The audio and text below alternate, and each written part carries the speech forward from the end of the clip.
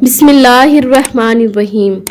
रसूलुल्लाह सल्लल्लाहु अलैहि वआलिहि वसल्लम ने इरशाद फरमाया कि अल्लाह अज़्ज़वजल का फरमान है कि मेरे लिए आपस में मोहब्बत रखने वाले, एक दूसरे के साथ मिलकर बैठने वालों और एक दूसरे को जाकर मिलने वालों और एक दूसरे की खैर के लिए, अपनी कुतों को सर्फ करने वालों के लिए मेरी मोहब्बत वाजिब हो गई है। अल्लाह अज़्ज़वजल फरमाते हैं कि मेरी खातिर मोहब्बत करने वाले और मेरी खातिर एक दूसरे के काम आने वालों के लिए क़यामत के दिन जब किसी चीज का साया नहीं होगा, तो अल्लाह अज़्ज़वजल फरमाएंगे कि आज वो आदमी कहाँ हैं जो मेरी खातिर मोहब्बत करते थे। आज मैं उन्हें अपने अर्श के नीचे जगह दूंगा।